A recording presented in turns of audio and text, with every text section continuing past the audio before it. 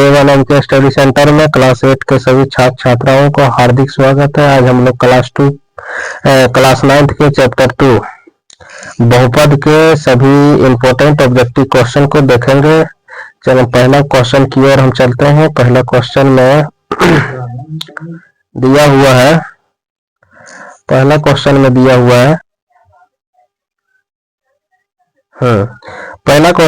हुआ है x square plus 2x plus 1 एक बहुपद है।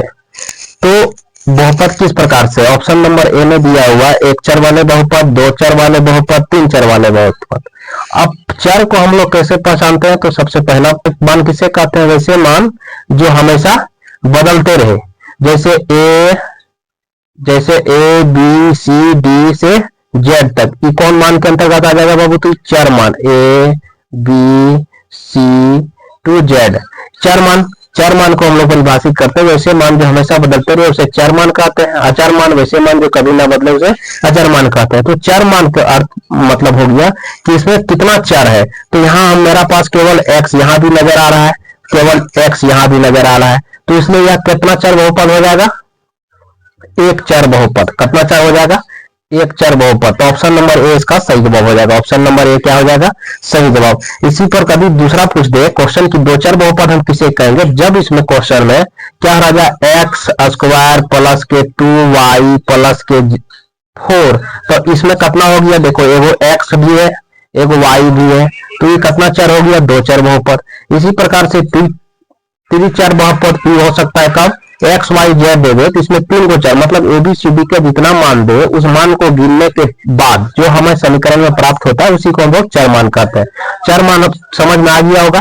तो अगला क्वेश्चन की ओर हम लोग चलते हैं। क्वेश्चन नंबर 2 की तरफ। 2 में दिया हुआ है 3x पर क्यू प्लस के 2x स्क्वायर माइनस के x प्लस के 1 में x स्क्वायर का गुणांक क्या है? गुणांक मतलब कौन सी होता है? जब किसी संख्या के अभी सिंपल अब लिखे 2 तो 2 का गुणांक अभी पूछे किसी भी संख्या में कितना गुणांक छुपा रहता है? एक छुपा रहता है। इसी प्रकार से भी हम लिखे 2x पर स्क्वायर। तो 2x पर स्क्वायर, तो 2x स्क्वायर जो है x स्क्वायर का गुणांक पूछे तो x किसके साथ गुना हो रहा है? तो x 2 के साथ गुना हो रहा है। तो अर्थात इसका गुणांक कितना हो जाएगा? 2 हो जाएगा। अब यहाँ हमारा पास समीकरण दिया हुआ है। क्या दिया हुआ है उसे देख लेते हैं कि 3x पर क्यू प्लस के 2x स्क्वायर। तो देखो यहाँ 3x पर क्यू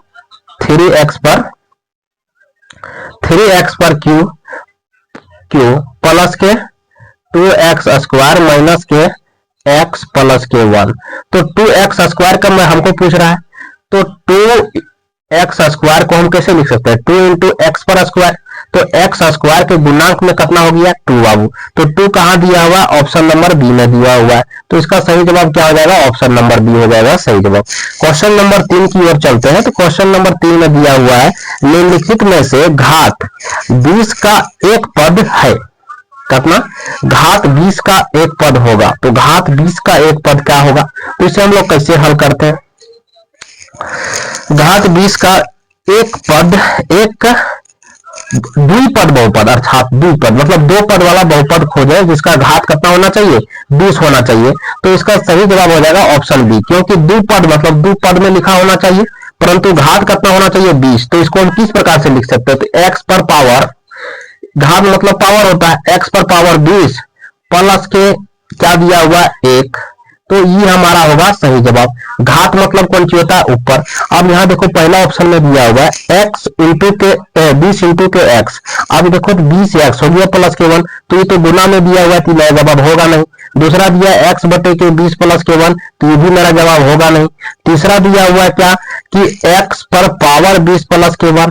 तो हमें बोला है द्विपद मतलब दो पद वाला समीकरण ढूंढना है जिसका घात 20 होना चाहिए। तो ये हमारा कहाँ है? ऑप्शन नंबर सी में। तो इसका सही जवाब हो जाएगा ऑप्शन नंबर सी हो जाएगा सही जवाब।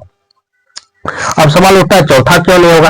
क्योंकि देखो इसमें पावर कितना दिया हुआ है? x पर 2 दिया हुआ है, इसलिए चौथा भी नहीं होगा। तो मेरा सही जवाब केवल एक है, वो ऑप्शन नंबर कितना है? Option number 3। अब क्वेश्चन नंबर हम लोग चलते हैं क्वेश्चन नंबर 4 की तरफ। कहां चलते हैं?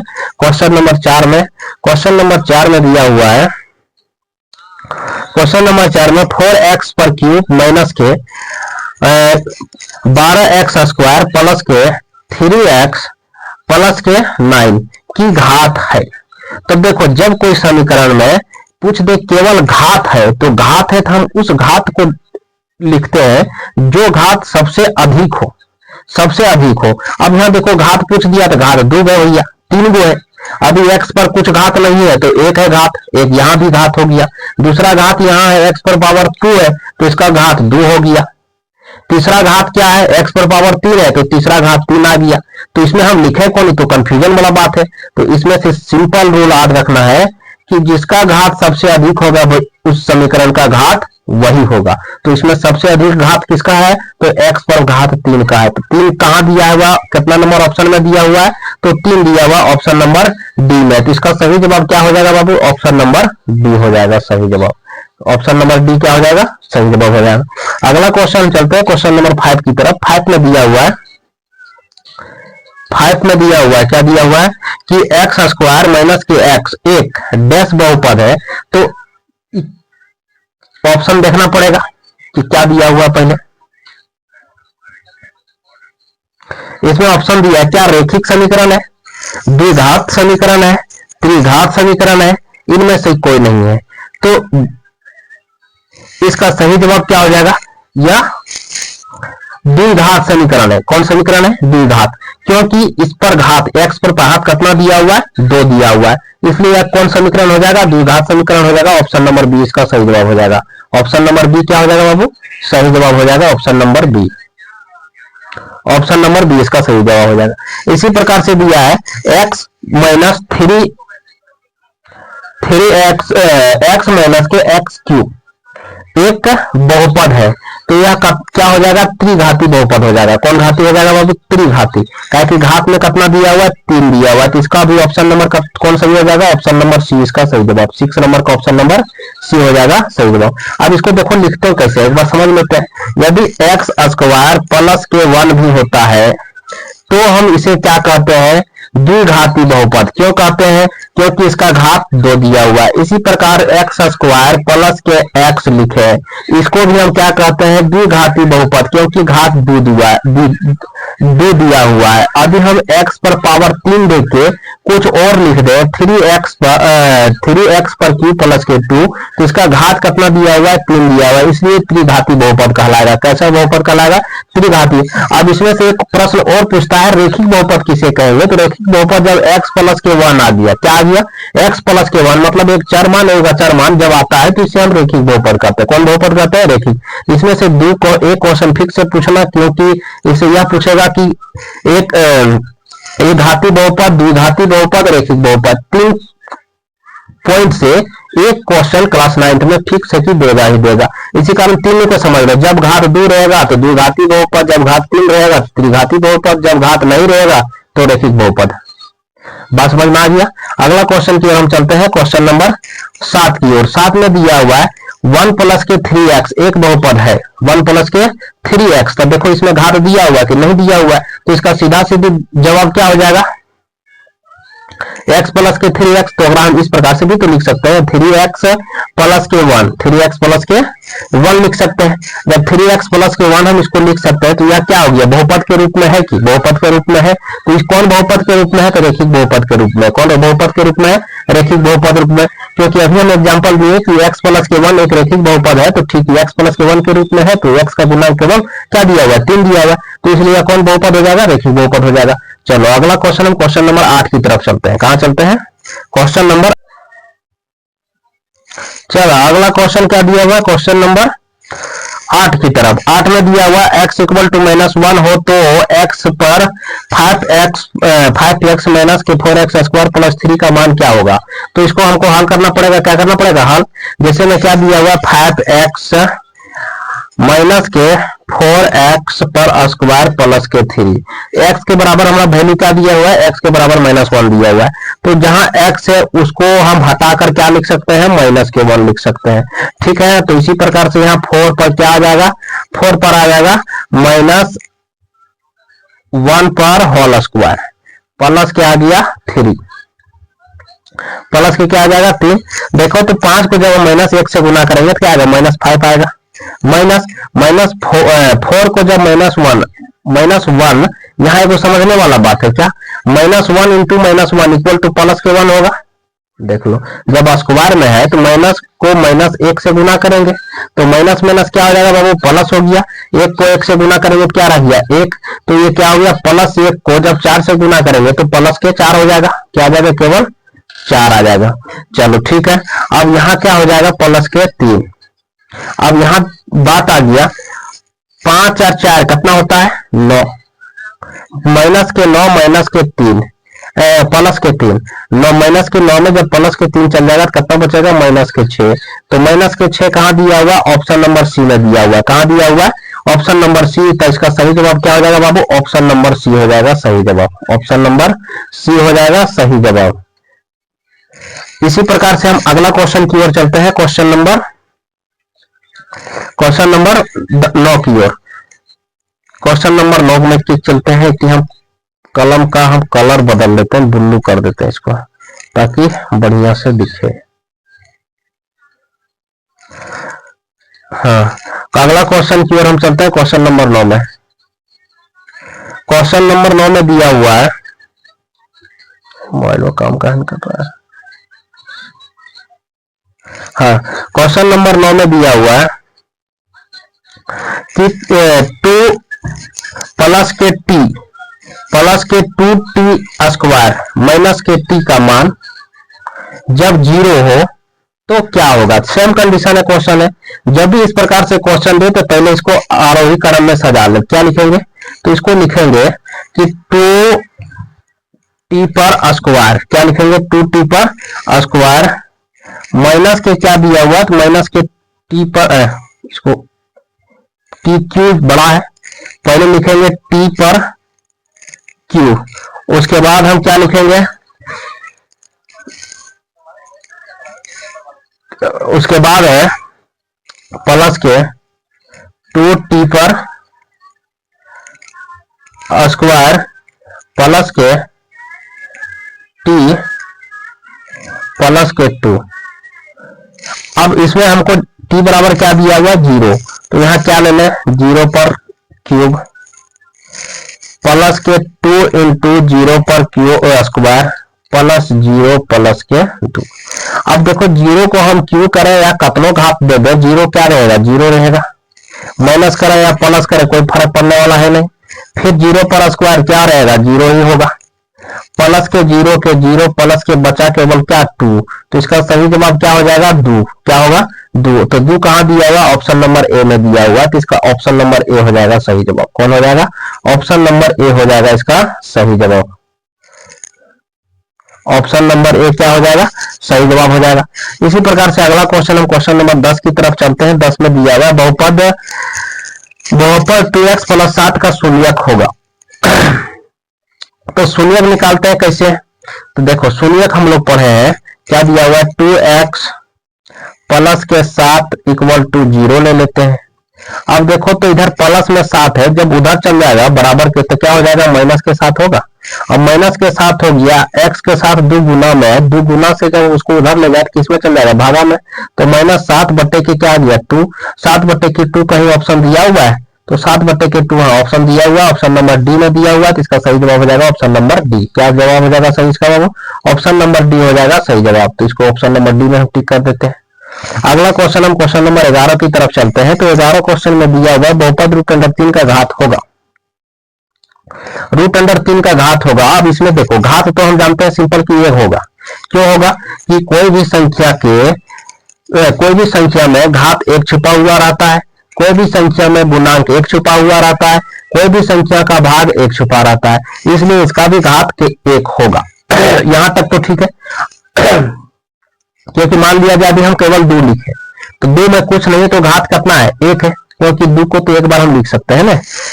अब इसी प्रकार से हम √3 लिखे तो इसको, इसमें भी घात कुछ नहीं तो क्या है, 1 है, क्योंकि हम √3 तो लिख ही सकते हैं, तो इसलिए इसका घात क्या हो जाएगा, 1 हो जाएगा। ताकि कोई भी संख्या का घात 1 होता है, जिसे लिखा नहीं जाता उसमें छुपा रहता है। जिस प्रकार से कोई भी संख्या का गुणांक 1 होता है, ठीक उसी प्रकार से कोई भी संख्या का घात 1 होता है। समझ में आ गया वो क्यों होता है। चलो अगला क्वेश्चन हम 12 नंबर क्वेश्चन की ओर चलते हैं। 12 में दिया अचर बहुपद की घात होती है, तो अचर बहुपद की घात क्या होती है, 1 होती है। कोई भी अचर बहुपद का घात क्या होता है, एक होता है। अचर बहुपद कहते हैं जिसे वैसे मान जो कभी ना बदले उसे अचर बहुपद कहते हैं। जैसे मान लिया जहां हम एक लिखे, दो लिखे, ये क्या हो गया, अचर बहुपद हो गया। अब इसका घात क्या होता है, एक होता है। क्या होता है, एक। दो का कुछ घात नहीं है तो कितना होगा, एक होगा। इसलिए इसका भी ऑप्शन नंबर बी हो जाएगा सही जवाब। क्वेश्चन नंबर 13 की ओर चलते हैं। 13 में दिया है 3x² प्लस के 8x प्लस के 5 के रेखिक गुणनखंडों में से एक है। अब इसका हमें क्या करने बोला है, गुणनखंड निकालने बोला है। तो गुणनखंड निकालने के लिए कौन कौन जानता है, उम्मीद है कि सब कोई पढ़ा होगा गुणनखंड निकालने का, कि गुणनखंड बहुत एक महत्वपूर्ण टॉपिक है क्लास 9 और क्लास 10 के लिए। इसको हम लास्ट और फर्स्ट को क्या करते हैं, गुना करते हैं। चलो हम गुणनखंड निकाल के दिखा देते हैं। तो लास्ट फर्स्ट को जब गुना करेंगे तो कितना हो गया, 5 दिया 15 हो गया। क्या दिया हुआ है, 3x पर स्क्वायर प्लस के 8x प्लस के 5, यही दिया हुआ है। अब इसके लास्ट फर्स्ट को गुना जब किए तो आ गया 15। 15 को हम कैसे तोड़े कि प्लस के 5 आ जाए। 15 को हम तोड़ सकते हैं 5 इंटू के 3, 5 दिया के 15। तो 5 दिया के 15 जब होता है तो इसको हम 5 और 3 को जोड़ देंगे क्या आ जाएगा, 8 आ जाएगा। इसको हम कैसे लिखेंगे, 3x स्क्वायर प्लस के क्या आ जाएगा, 5x प्लस क्या आ जाएगा, 3x प्लस क्या आ गया, 5। अब देखो तो इसमें दोनों में हम बाहर लगे तो इसमें x बाहर हो गया, क्या हो जाएगा बाहर, x बचा कौन सी, 3x प्लस के 5। इधर क्या आ जाएगा, एक बाहर हो जाएगा, क्या आ जाएगा, 3x प्लस के 5। अब देखो तो इन दोनों में से एक बार बाहर लेते हैं, एक बार अंदर। बाहर में क्या है, x प्लस के 1, अंदर में क्या है, 3x प्लस के 5। अब देखो तो मेरा ऑप्शन में कहीं दिया हुआ है x प्लस के 1 या 3x प्लस के 5, तो मेरा ऑप्शन नंबर ए में दिया हुआ है x प्लस के 1। तो देखो तो मेरा एक गुणनखंड तो मिल रहा है ना x प्लस के 1, तो मेरा ऑप्शन कौन सही हो जाएगा, ऑप्शन नंबर ए हो जाएगा सही जवाब। तो इसको हटा देते हैं, ऑप्शन नंबर ए क्या हो जाएगा सही जवाब। ऑप्शन नंबर ए हो गया 13 नंबर का सही जवाब, ऑप्शन नंबर ए।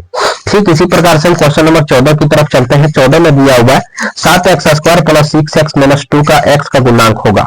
तो x का गुणांक पूछा है, तो x का गुणांक क्या है, देखो तो x किसके साथ गुना हो रहा है, तो x 6 के साथ गुना हो रहा है। 7x² क्या दिया हुआ है, 7x स्क्वायर प्लस के 6x प्लस के x। तो ये जो 6 है किसके साथ गुना हो रहा है बाबू, 6 के x किसके, x का x जो है किसके साथ गुना हो रहा है, 6 के साथ। 6 इंटू एक्स इक्वल टू क्या होता है, 6x होगा। तो यहाँ 6x लिखा हुआ है तो 6x से साथ गुना हुआ है, इसका लिए ऑप्शन क्या हो जाएगा, सही जवाब 6 होगा। तो 6 कितना नंबर ऑप्शन में दिया हुआ है, तो 6 दिया हुआ ऑप्शन नंबर बी में, इसका सही जवाब हो जाएगा ऑप्शन नंबर बी। अगला क्वेश्चन हम क्वेश्चन नंबर 15 की तरफ चलते हैं। 15 नंबर क्वेश्चन में दिया हुआ है, क्या दिया हुआ है देखो, निम्नलिखित में से कौन सा द्विघात बहुपद का उदाहरण है। द्विघात बहुपद का उदाहरण देखो, सबसे पहला दिया गया 7x प्लस 3, तो ये कौन सा बहुपद हो गया, रेखिक बहुपद हो गया। कौन बहुपद हो गया, रेखिक। मेरा पूछ रहा कौन सी द्विघात बहुपद जिसका घात 2 होना चाहिए, कितना होना चाहिए, 2। तो पहला कौन सी हो गया, रेखिक बहुपद, तो ये मेरा सही जवाब नहीं है, इसलिए क्या हो जाएगा, गलत। ये क्या हो जाएगा, गलत हो जाएगा। दूसरा ऑप्शन में दिया हुआ है 2x स्क्वायर प्लस के x माइनस के 1। देखो तो इसका घात कितना दिया हुआ बाबू, तो स्क्वायर दिया हुआ अर्थात 2 दिया हुआ है। तो द्विघात बहुपद में क्या होना चाहिए, घात 2 होना चाहिए। तो इसका सही जवाब कौन सी हो जाएगा, ऑप्शन नंबर बी मेरा सही जवाब मिल गया। तीसरा क्यों नहीं होगा, इसको पीछे कारण समझ लो। कैसे देखो, x प्लस के 3x पर क्यों दिया है, त्रिघात बहुपद हो गया अर्थात इसमें घात कितना दिया हुआ है, 3 दिया हुआ है, इसलिए ये भी नहीं होगा। तो ऑप्शन नंबर बी मेरा सही जवाब। अब क्वेश्चन नंबर 16 की तरफ चलते हैं। 16 में दिया है 7x पर 7x स्क्वायर माइनस के 5x 7 पर स्क्वायर माइनस के 5 का स्क्वायर का मान ज्ञात करें। तो ये तो आराम है, कैसे, 7 7 49 5 25, 7 7 49 5 25, 49 में 25 चल जाएगा, कितना बचेगा, 4, और ये बच गया 2, 24। तो इसका सही जवाब कितना हो जाएगा, 24। ऑप्शन नंबर कहाँ दिया हुआ है, सी में दिया हुआ है। तो ऑप्शन नंबर क्या हो गया, सी इसका जवाब। क्योंकि देखो x 7 पर स्क्वायर दिया हुआ है माइनस 5 पर स्क्वायर, तो 7 का स्क्वायर 49 होता है, 5 का स्क्वायर 25 होता है, घट जाएगा 49 में 25, बच गया 24, तो 24 ऑप्शन नंबर सी इसका सही जवाब हो जाएगा। अगला क्वेश्चन को हम लोग नेक्स्ट वीडियो में देखेंगे। धन्यवाद। चैनल को लाइक और सब्सक्राइब और शेयर जरूर करें और सब्सक्राइब कर लें ताकि नेक्स्ट वीडियो का नोटिफिकेशन सबसे पहले आप तक पहुंच सके। और इसका जिसे भी पीडीएफ चाहिए हो वो हमारे Telegram channel A1MK study centre जाके टेलीग्राम में ज्वाइन कर लें, वहाँ हम पीडीएफ अपलोड करते हैं। और जिस भी चैप्टर में आप लोगों को समस्या लगे उस चैप्टर का नाम कमेंट में जरूर करें, उस चैप्टर से पहले वीडियो बना देंगे। धन्यवाद।